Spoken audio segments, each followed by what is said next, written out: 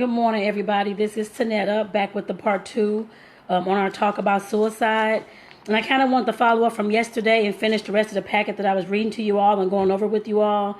Yesterday in part one, we did talk about, of course, what is suicide, understanding suicide.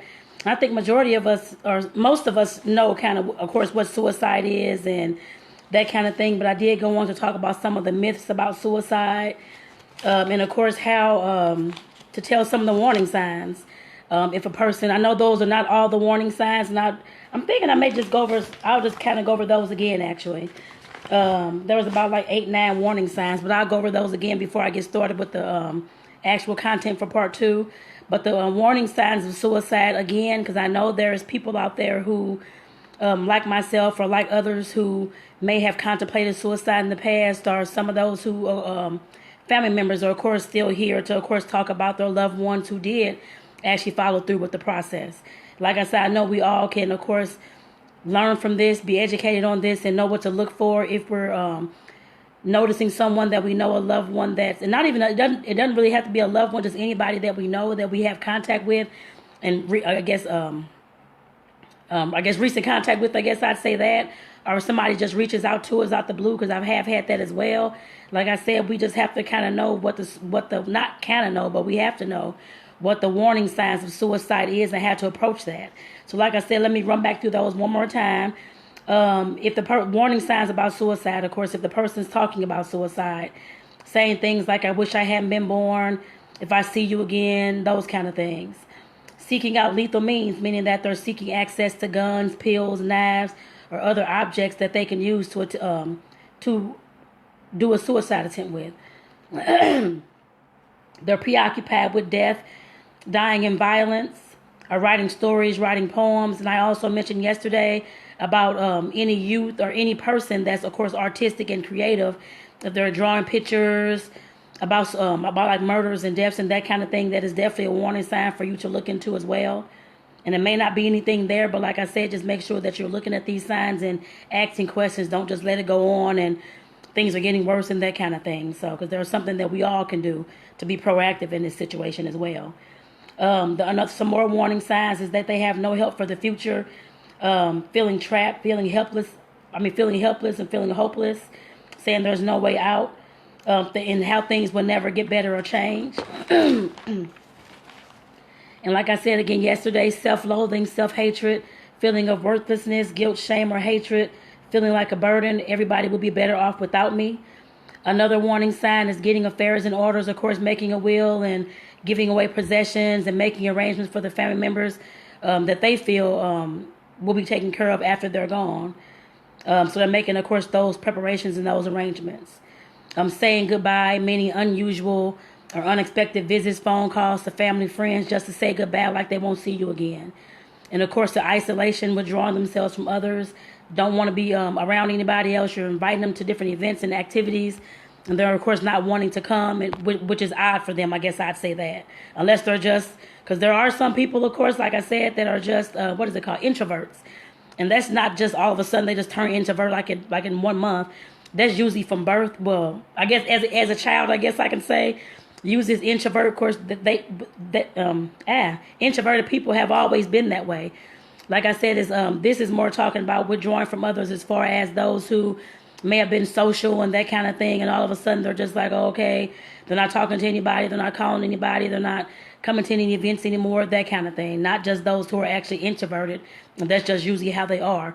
But of course, make sure you're checking on those people too, because of course you'll notice some of these same signs in them as well. Possibly not the withdrawing, but like I said, because they have all kind of always been that way. But if they get more withdrawn, more quiet, that kind of thing, that is definitely something to be concerned about. Another warning sign is self-destructive behavior. Like I said, the increased drug use, alcohol use, reckless driving, unsafe sex, of course, having a death wish as far as trying to complete the act without having to, of course, do it themselves. And the last one that's on this list, and the last one that I'm sure there's other signs, but like I said, these are the main ones that they're pointing out, and I want to point out again from yesterday. It's a sudden sense of calm. The sudden sense of calm after going through all this process and that kind of thing is usually because they're, of course, happy and know that they have a date, they have the means, they have all these things to go ahead and complete the act of suicide. So like I said, it's definitely those are definitely some warning signs that we have to, of course, pay attention to and question our loved ones about. And I also, like I said, talked about prevention tips as far as us speaking up and different things that we can, of course, how to start the conversation about suicide with somebody. Like I said, I'll read just a few of these questions. I guess I'm not going to read the entire list again, but just a few of the questions. And I want to thank James and Anna for tuning in this morning. Anna says, thanks for talking about this. You're welcome, Anna. I wanted to really shed light on, because I know we don't talk about suicide a lot, which we need to. A lot of people are, of course, suffering from it. I know somebody that has completed the act of suicide or themselves are going through that process. I put it that way. Like I said, I've been there as well. I'm sure many people who were watching yesterday, there was a few that, of course, left notes on there that they had been suicidal and that kind of thing as well in the past. So like I said, it's an issue that definitely needs to be talked about and talked about in depth so we can know how to, of course, get help or how to approach another person that we may think that's suicidal and that needs our assistance. But like I said, as far as the ways to start a conversation about suicide, I'll just read these first few statements. The first one is, I have been feeling concerned about you lately. And mainly all these questions are just asking and letting them know that you're caring for them, you're concerned about them, and you're there for support. And the next one, it says, recently I have noticed some differences in you and wonder how you are doing. And the third one, it says, I wanted to check in with you because you haven't seen yourself lately. And like I said, some other questions that you can ask as far as if they start talking, that kind of thing. As far as asking, when did you start feeling this way, feeling like this? And have you thought about getting any help? Those are some of the questions you can ask as well. And like I said, mainly it's just that you're there for the person, making sure that you're being sympathetic, you're being yourself, you're offering hope, and you're listening. Like I said, those are things that you make sure that you do. I guess I put it that way. Some things, like I mentioned yesterday, that you do not do is argue with the person or tell them how dumb their idea sounds or how stupid they shouldn't be suicidal or how the hell they just get over the stuff and they just going through something. You never want to sit there and argue with somebody or put somebody down that's already in a depressed state.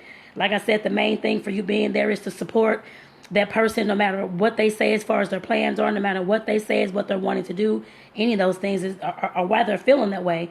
Like I said, your main thing is to be there for support and, of course, offer advice and suggestions if they're asking or at a crossroads, that kind of thing.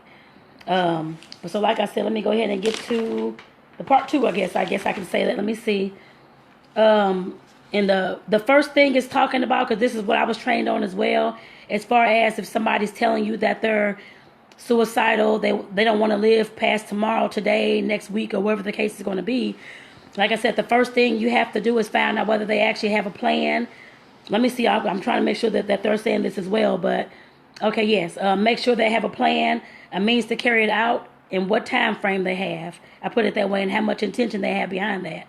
Like I said, the first thing you have to ask, I know these are very hard questions to ask somebody, especially when it's bringing up like different things within you as well, like different emotions. You may want to cry and different things like that as well. If you have to cry, just cry as well. That's fine, as long as you're being true and authentic to yourself and that person that you're talking to. But like I said, as far as assessing the immediate risk for suicide, you do have to find out whether they have a suicide plan. Do you have a gun or any kind of pills or knife to carry out these means and carry out your plan? And do you know when you're going to do it? I guess what kind of time frame you have, whether they're looking at doing it today, tomorrow, next week, right then, that kind of thing. Like I said, you have to ask those questions. And you have to ask, do you actually intend to take your own life? Yes, you do have to ask that as far as the intention goes.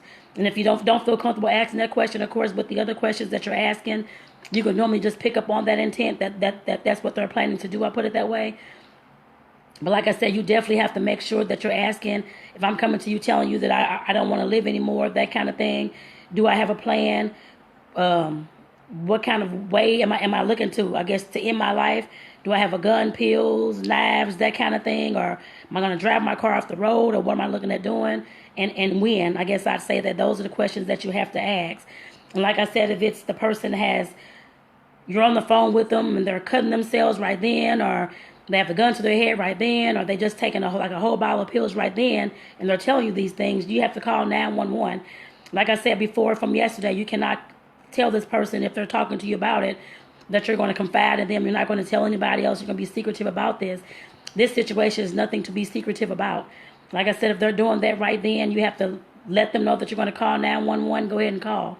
So I guess so you can immediately get help for that person. If you're there in the house with them, of course, you may have to, of course, go into the room where they are or go into the area where they're at, of course, and try to ask for whatever the item is, whether it's a gun or a knife. That is, as long as you don't feel that I guess that you're in danger, of course, to ask for that knife or to ask for that gun or to ask for the keys to the car or whatever they're planning on doing, or that bottle of pills. Like I said, I've had to do that as well. I know it's hard to do, but you do have to ask that.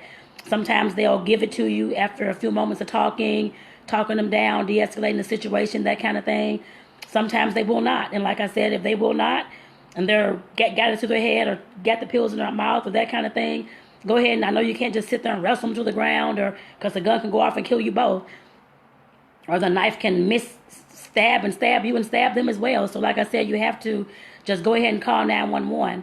Especially if you feel the situation is unsafe for you to, of course, remove the item from them. I guess I put it that way. Or if they've already, of course, started cutting themselves or have started taking the pills, that kind of thing. You have to make sure that you are calling 911. And like I said, never confide in the person that you're going to keep things secret, because this is not a secret situation at all.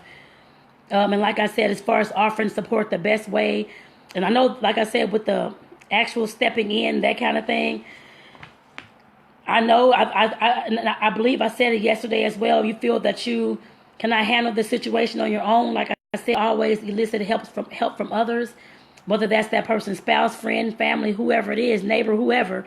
As long as that person does not have any issue with that person, why they're feeling suicidal at the time or hopeless or that kind of thing, or like I said, just make sure that you elicit help from somebody that person knows that will support them. I guess I put it that way, and that has not added to this situation in any kind of way. I guess I'd say that. But like I said, these are things that we all have to think about. And I know when I used to work with the young ladies, of course, in the shelter, that kind of thing, we did have several incidences where a young lady was cutting herself, or one did take pills. I mean, different things that was going on. And we, of course, had to step in, call 911, do all those kind of things and talk them down, that kind of thing as well. Like I said, no, it's not an easy situation. It is very scary. I can tell you that it's not going to be easy. But as long as you have the care and concern and support for that person, I think you'll be okay. Like I said, you can let that person know that you're, of course, doing what you can do. Of course, you're I guess, there for support, that kind of thing as well, and that you're scared as well. You can let them know that. Like I said, as long as you're being truthful to yourself and honest with that person and yourself, go ahead and let them know that as well. They may need to hear that. I mean, especially if they're, because most of the time when they're in those kind of situations, yes, they're saying that I'm going to do this, saying I'm going to do that, but they're scared as well and they're fearful as well. But that's what they want to do because they feel like they don't have any hope and that things are going to change.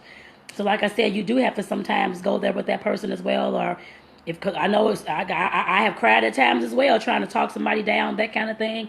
And like I said, sometimes they will get that person to, of course, think about, what am I doing? Why am I doing this? Can things get better? That kind of thing. Like I said, you just have to talk them through it. I guess I put it that way. As far as the process, trying to get things removed and trying to get them the help that they need. I'm trying to see if there's anything else. Like I said, the main thing that you're there for is to offer support, to offer a listening ear to the person. Like I said yesterday, that person usually is feeling depressed and feeling like their situation is not going to change, feeling like everybody's against them, feeling that there's no hope for tomorrow, that kind of thing. Like I said, you're mainly there to offer the support unless they're actually in the middle of the act or about to start the act. But like I said, you're there to offer support. And it does take a lot. It takes a lot of courage to help someone that's suicidal, which we know that. And witnessing a loved one ending their own life can also be traumatic. And because I have not seen it fully carried out, I guess I put it that way. But I know that there are some parents who have walked in on their kids hanging from the ceiling and different things that's going on, or taking a lot of pills or that kind of thing. And that's very traumatic in its own self. So like I said, going through this whole process, you may have to, I guess, at the end of it, seek help. I guess seek help yourself. I guess I can say that. But like I said, as far as talking to the person to help a suicidal person, sometimes you do have to, of course, ask them whether they want professional help. There's nothing wrong with, of course, asking whether they want professional help, meaning that they want to call like the life crisis hotline or the suicide hotline, those kind of things, to, of course, seek help. Or they need a life, or I guess a life, well, I don't know if a life coach really teaches about suicide. Well, they can, because I have, but I guess if they have experience in that kind of thing as well. But a therapist or a counselor, or somebody, or pastor or priest or that kind of thing, just somebody that they can seek professional help from. I guess I put it that way. So do definitely offer that kind of support as well. I know that sometimes dealing with people who are not willing to, I guess in some situations, the person may not be willing to, of course, follow up on the treatment or follow up on the help. You can, of course, encourage them all that you can. Like I said, you cannot hold their hand to do anything, I guess, drag them to the appointment, that kind of thing at all. But you can, of course, encourage them to, of course, to go to follow up, that kind of thing, so they can, of course, get better and regain their, I guess, their sense of self-love, self-worth, and that kind of thing. Like I said, I know we're not going to be able to drag them to that appointment, but just keep in mind, we can always be there for encouragement, for support, to call the person like the morning of the appointment, check in, how you doing, getting ready for your appointment, those kind of things. And just like I said, be there just to encourage. Even if it's through that phone call, I guess, if they're not staying with you. And of course, like I said, we have to be proactive. Let me see what they're saying. It's just saying, basically it's saying, I guess being proactive is saying that don't wait for that person to, I guess, don't tell that person just to call me if you need something at the end of all this, and that they've been through all this. You call and check up on that person at every chance that you can. If it's once a day, twice a day, doing lunch, or sending text messages, or sending an email, have you contact this person, or dropping by the house with like a little pack of gum or something that just makes them happier, that kind of thing. Like I said, just dropping by, calling, texting to show your support and that you love them, of course, and you're there for them. Not waiting for them to call, because of course if you're waiting for them to call, they may not call or tell you anything, and then they get back into that same mindset about being hopeless, being suicidal, that kind of thing. So you just, like I said, want to be more proactive and making sure that you are checking up on people. And it says also to encourage positive lifestyle changes. You can encourage those things as well, such as like a healthy diet, making sure that they're getting like enough sleep, or going out in the sun just to get the vitamin D to make them feel good, that kind of thing. And just taking, because I take nature walks a lot, as you all see on my videos or my pictures, that kind of thing.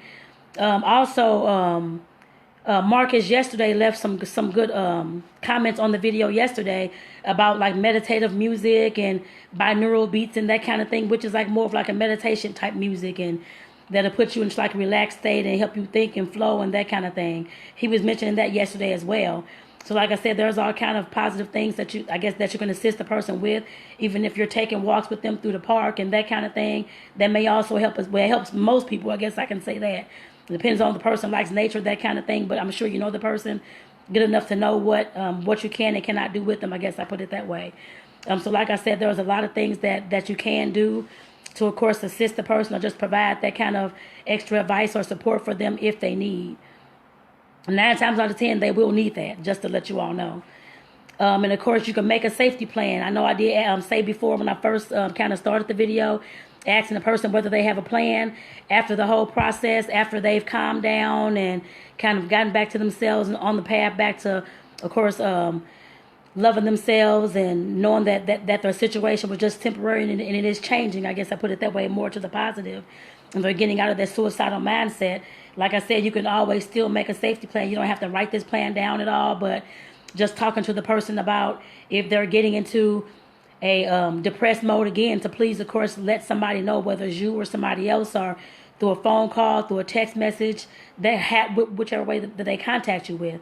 Or just pulling you aside when they see you next, that kind of thing, just letting you know, or just having them let you know when they're, of course, like I said, becoming depressed again, that kind of thing, so that they won't get so far gone that they're on the mode to contemplating suicide again.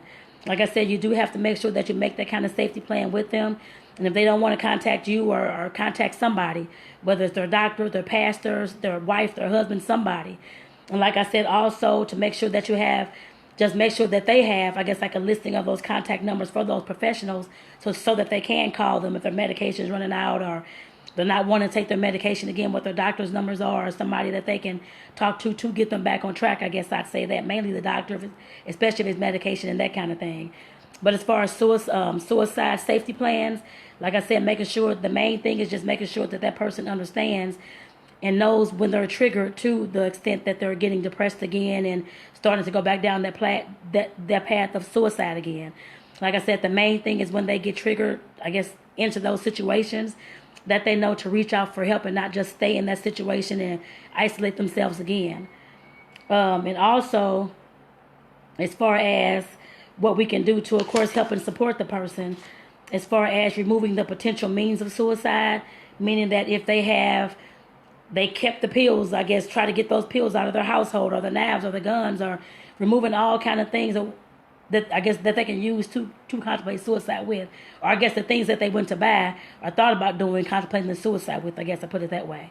Like I said, if it's the razors or the knives or the guns or that kind of thing, just making sure that they are removed from the household. But of course, if it's something that they may need for a headache or something like that, they can just, of course, let you know. You can bring some by, or neighbor can bring some by, that kind of thing. But just trying to make sure that you let them know that you, of course, care for them. You're concerned for them, but you don't want to aid in the bed, I guess, the situation, giving them the means to go ahead if they get depressed again, they're not reaching out, and then they go ahead and do it. You don't know anything about it until a body's found. So like I said, you do want to make sure that you're trying to, of course, like, let them know what you're doing. Don't just take the stuff out without them knowing, but just talk to them about it. About what you're doing, why you're wanting to do, and let them know that you're caring, concern for them.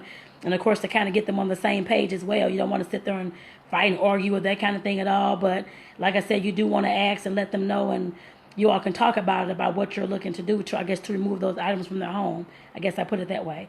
Knowing that I know they're adults and they can go bad again, but like I said, just to let them know that if you, of course, are coming, you're seeing those kind of things, you're going to, of course, talk to them about it, and you just want to make sure that they're being safe. I guess I put it that way. And it says, of course, to continue your support over the long haul. Yes, you do want to continue your support over the long haul. Just because somebody was suicidal once and they made it through, and they're not suicidal anymore, and they're feeling good, they're out doing walks, they're exercising every day, and they're back on track.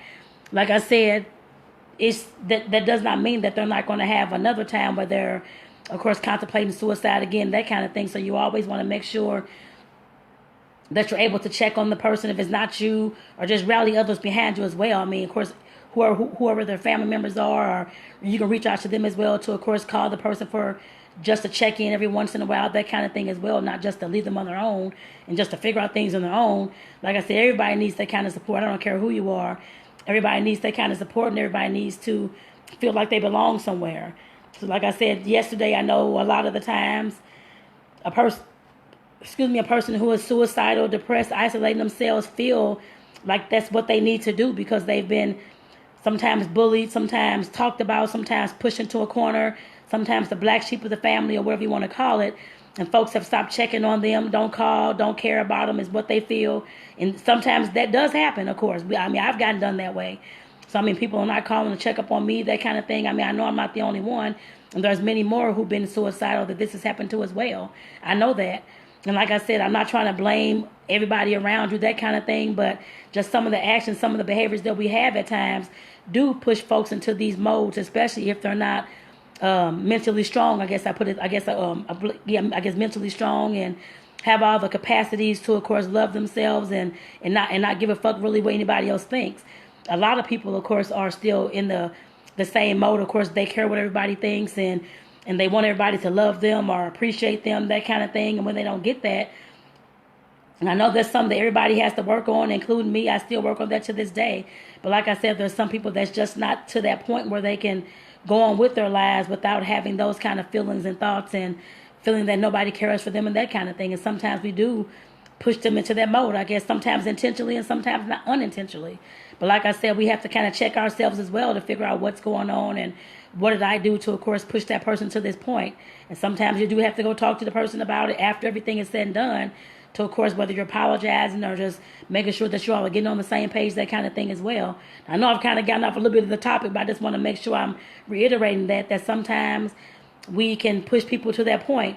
I know you hear about these school shooters and these kids who've just been bullied to that point, and everybody's talking about them, saying that how they ain't shit and how they ain't gonna be nothing, and it just takes a toll on a person. The movie theater, I'm pretty sure that guy who was shooting up the movie theater, I'm sure he probably felt the same way, bullied and those kind of things as well. That happens to kids, that happens to adults, and that happens to seniors as well. Nobody's exempt from that. I was, of course, talked about in the workplace and that kind of thing. I know I didn't, of course, let all that affect me. I did address it, that kind of thing, but I did not let it all affect me. But some people do not know how to, of course, ignore that, get past that kind of thing. Some folks, like I said, really take that to heart, and it just affects their life to the point where they are getting depressed and where they are, I don't want to be here no more. Nobody loves me. Nobody likes me. They wouldn't care if I was here or not. Like I said, it pushes people to that point. And like I said, again, we have to realize, which I know everybody is not going to care or realize, but like I said, at some point we have to realize that we sometimes cause these issues as well. And that like I said, I didn't want to blame anybody, but sometimes we are to blame for that. I can't say 100% because I know it's half and half, our actions and that person's response to our actions.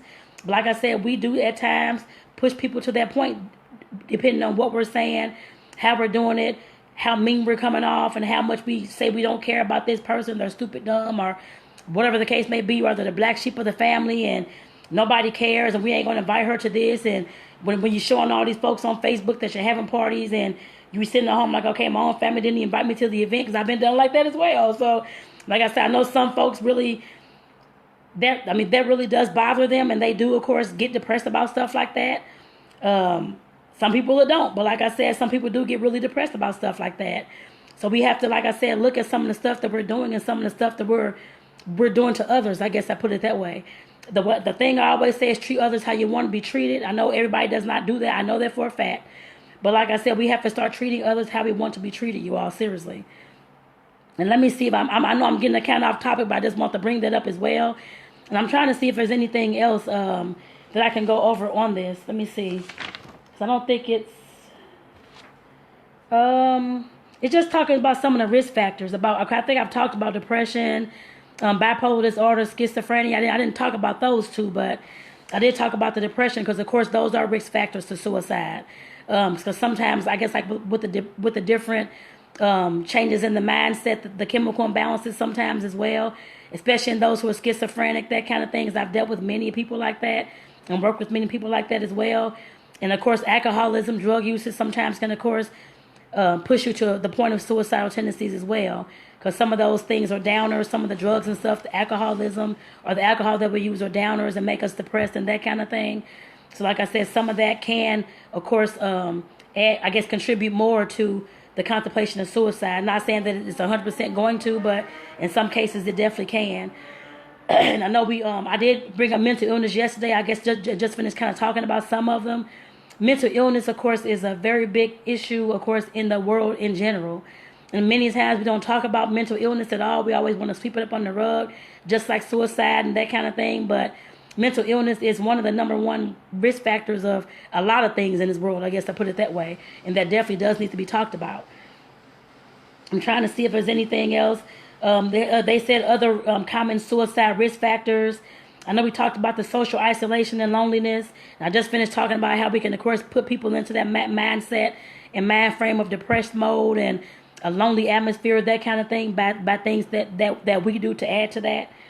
And they were talking about terminal illness and chronic pain, stressful life events, because I know saw a lot of different people on my timeline who just lost parents and spouses and that kind of thing, and that definitely can, of course, put somebody in the mind frame of not wanting to be here anymore because their loved one's gone, that kind of thing, because I said that at one point as well.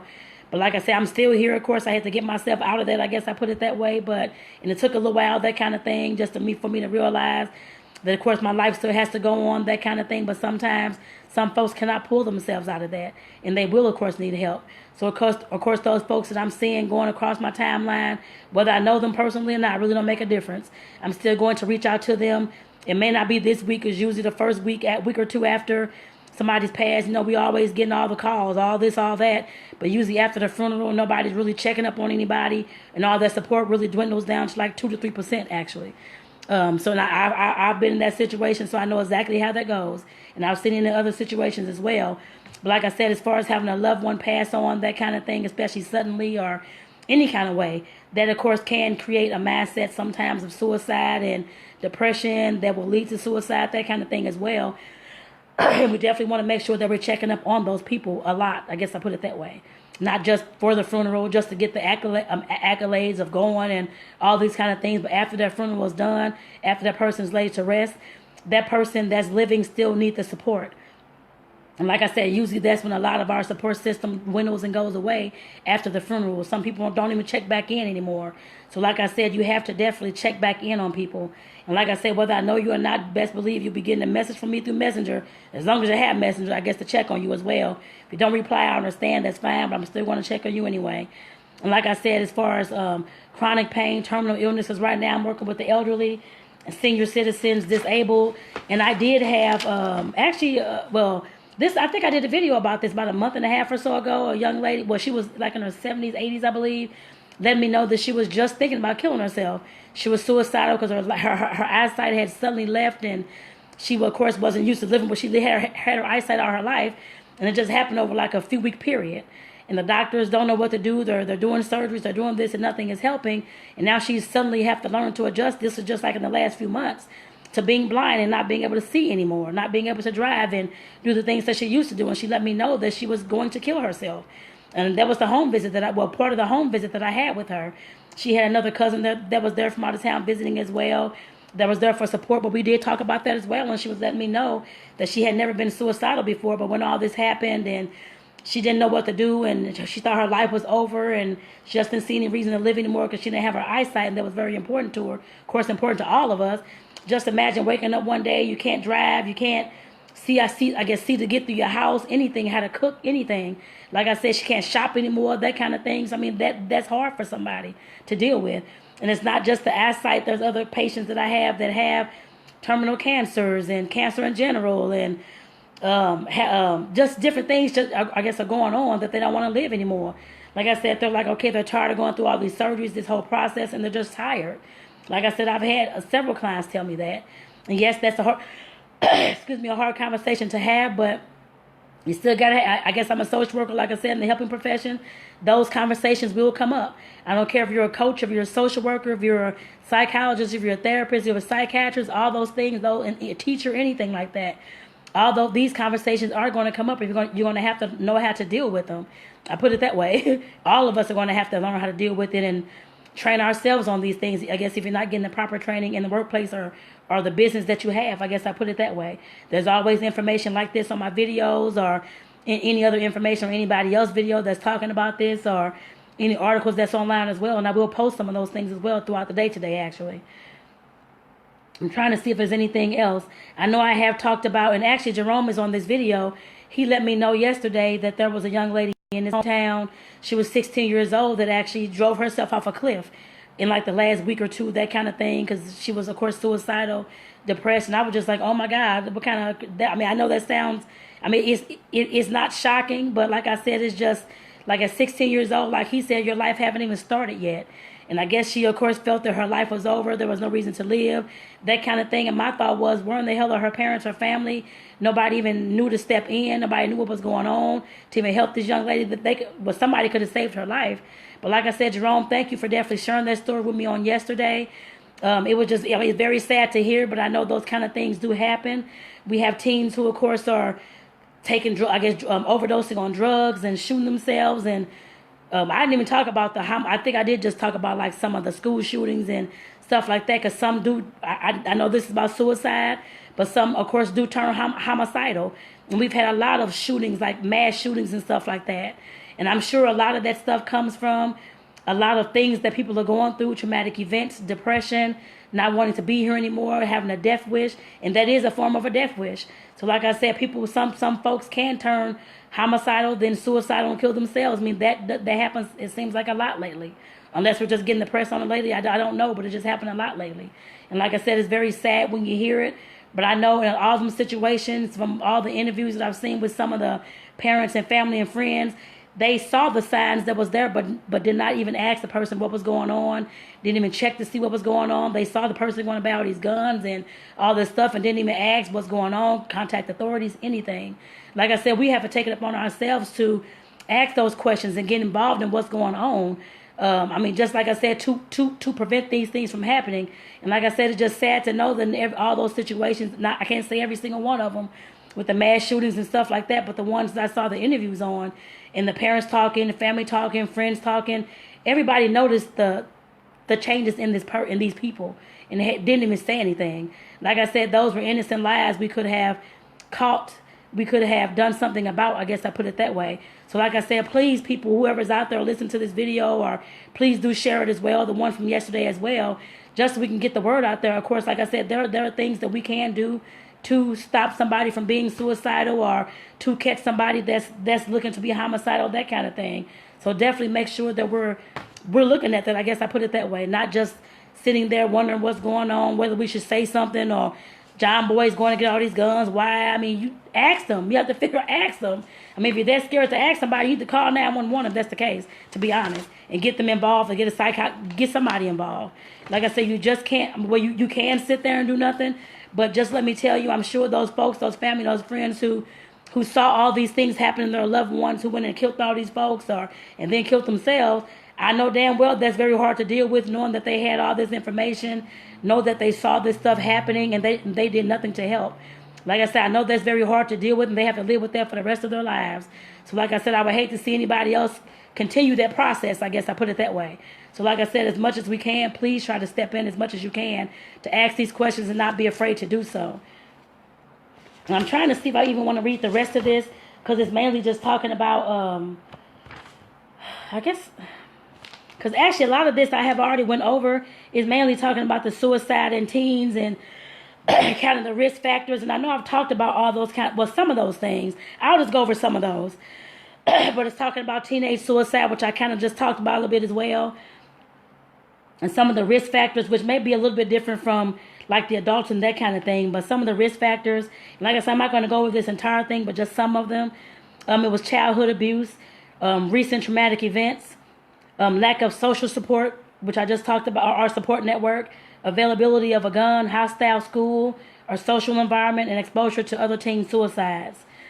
And it says the warning signs, the warning signs that you can, I guess some of the warning signs I've already actually kind of talked about, except for the changes in the eating and sleeping habits, because that can be with anybody. I would say not just teens, but just with anybody.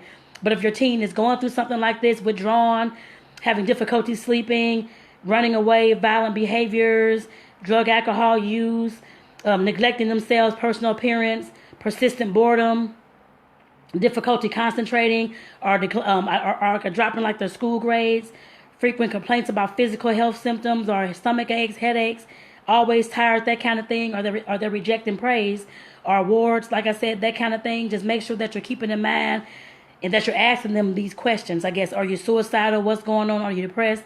That kind of thing we have to ask in order to, of course, get the information that we're needing and to help this person.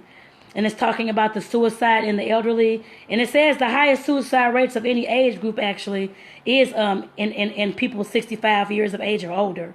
And that, and that is the highest group of, I guess, of suicide in the country, it's saying. I guess I put it that way.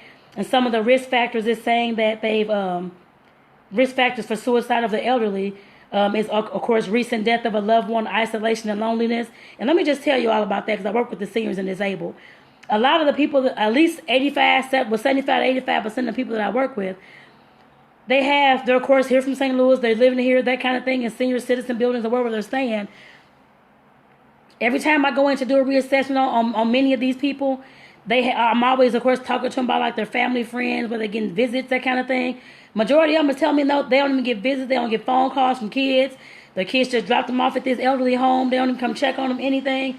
I not just for the elderly, but for people in general. Like I said, we create this shit on our own a lot of times. Like I said, we're sitting up there leaving our mother, father, knowing they have illnesses, sometimes terminal illnesses. We haven't even called to check on them. Don't even want to come help them, give them a bath, anything. I know we all have our lives, like I always talk to my clients about.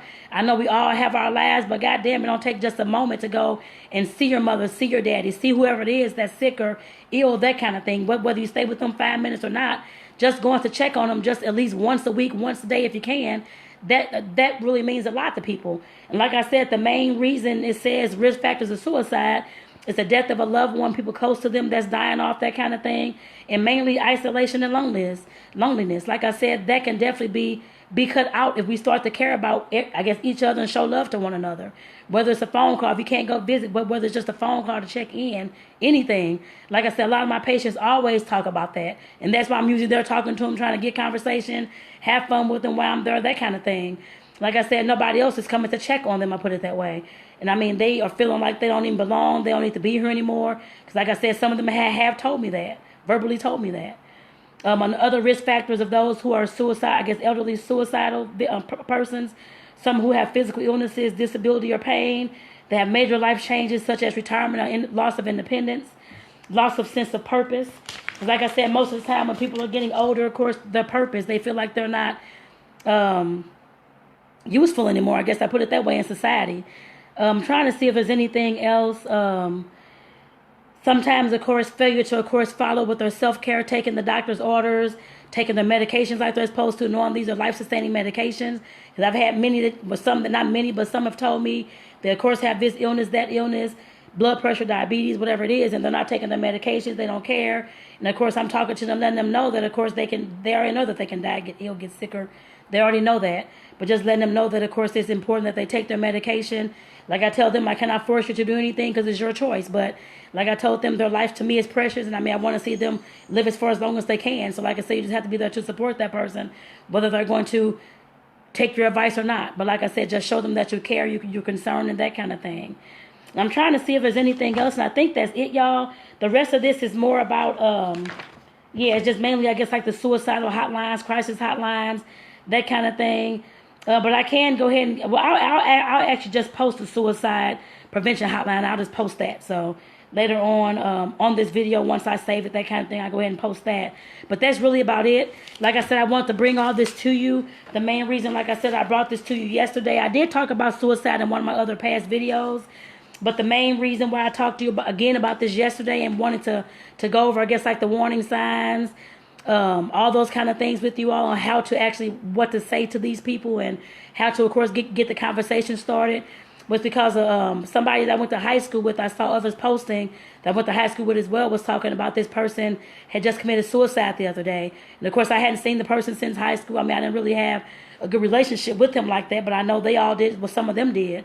And of course, it's just, no matter who it is, it's still disheartening to hear that somebody that you knew or somebody that you have seen on Facebook or somebody that you've seen next door neighbor, because I've had that happen before as well, have killed themselves, that kind of thing. And you're wondering, like, what happened?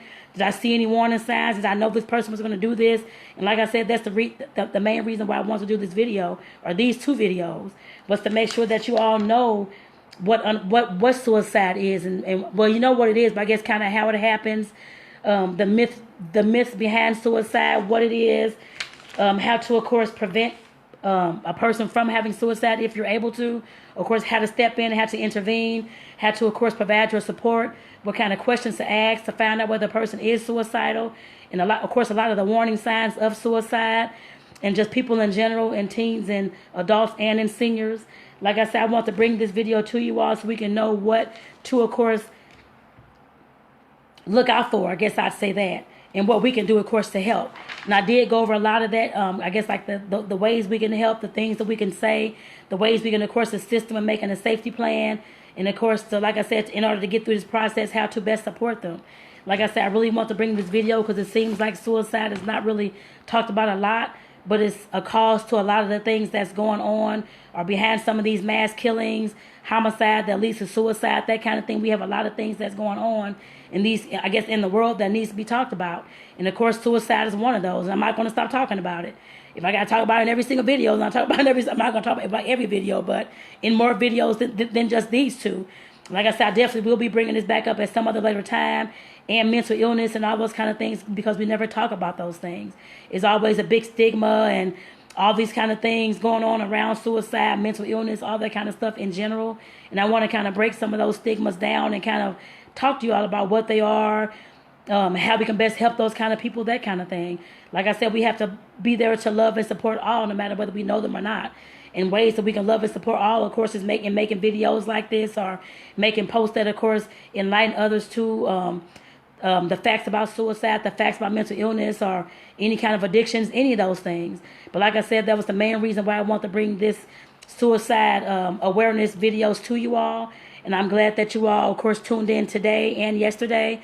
And I want to thank James, Anna, Jerome. I want to thank you all for tuning in. For anybody that catches the replay, do also enjoy. And I hope that you learned something from this video, and I hope that you share it out as well to, of course, I guess like your timelines to the people that you know, to, of course, hopefully, I guess alert them to like I said, to the prevention of suicide, to finding out what it's about, to becoming aware of it, and how to help somebody that possibly is suicidal. Like I said, I just really hope this video was educational, help you learn something today and yesterday. So like I said, with that, I'm going to go ahead and get my butt off here so I can, of course, get myself to work this morning.